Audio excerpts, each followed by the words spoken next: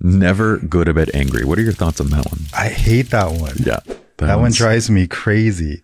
And then when people try to follow that and then they're just more tired, they don't sleep, they have to go to work the next day, and you're just irritable all day. But we didn't go to bed angry.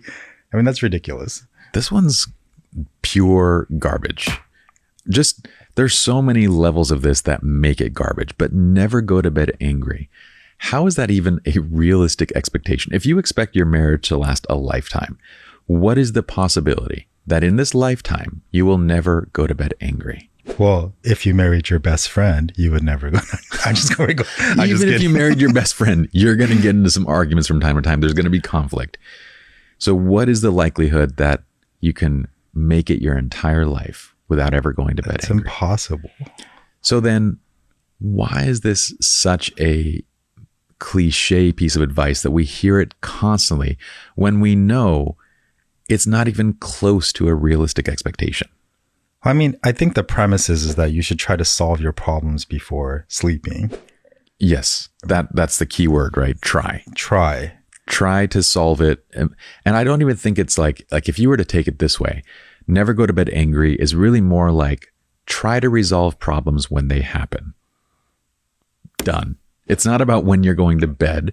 It's not about what time of day it is. Because if we fight at noon, it doesn't mean that we should wait until the evening to try to resolve it, right? It means that, yes, make an attempt to resolve something when it happens. And then even if you do go to bed angry and you guys both acknowledge, okay, we're both upset, we're not in a good space, let's sleep this off and revisit it, that's still a good problem solving space. For sure. Well, that's the other piece to this, right? Like, let's say that we get that. Let's say we have that argument at noon. We attempt to resolve it, but we're both too heated. When you actually get emotionally, physically aroused from an argument, your body goes into a nervous system response. You know this better than anybody. And how long does it take to come down? 4, 6 hours? What is it? Yeah, I mean, if you're in it, it could go on for hours and hours, 4 to 6 hours. That's once you have space to cool off, right? Once you actually can process. But if you just stay in it, it just keeps going. It's going to fester all day. It could go on for days and weeks. So even if we tried to resolve it at noon, we might realize that, hey, we're just going around in circles and we're not getting anywhere because we're both in that fight or flight type nervous system response and we can't even get anywhere. And you realize that we need to take a break. And that break can be 6 hours, 8 hours before both of you had time to calm down. Now, let's say that we had that argument at night, but we believe that we should never go to bed angry. Then what are we going to do? We're going to just continue fighting through the night. We are going to stay up all night if necessary until we resolve this problem. And then the next day, well, if you have children, that's going to be a cluster F. We know we have work and other obligations, and it's just going to impact that. And then you're going to be even more aggravated and more likely to be upset with one another because why did you keep me up all night? That's crazy, right? You're tired, you're mad, your nervous system is on high alert, you're not sleeping, and then now you got to take care of responsibilities. It's going to just make you more irritable and you're probably going to fight more.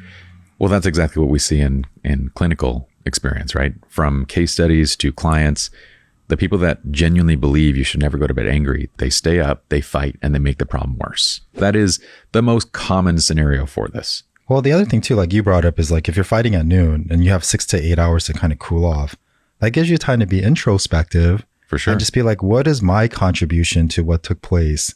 And I want to take ownership of that before I engage with my partner. And now you're just in a much healthier space. So on this one, it seems I'm personally tossing 90% of this out. And I'm going to keep the 10%. That is, you should attempt to resolve arguments when they happen. If that's not possible, take a break, come at it in a healthier space. Whether that's today, whether it's tomorrow, it's fine. Yeah. And then instead of never go to bed angry, it's let's be introspective before we sleep and we'll revisit it tomorrow. But we get that that's not nearly as easy to say in a wedding speech, No, but in a wedding toast. Nobody wants to be okay, be introspective and take 6 hours and no. Just never go to bed angry. Never go to bed angry. Great. Love conquers all. A toast. You guys are going to make it last forever. To the bride and because you guys are best friends.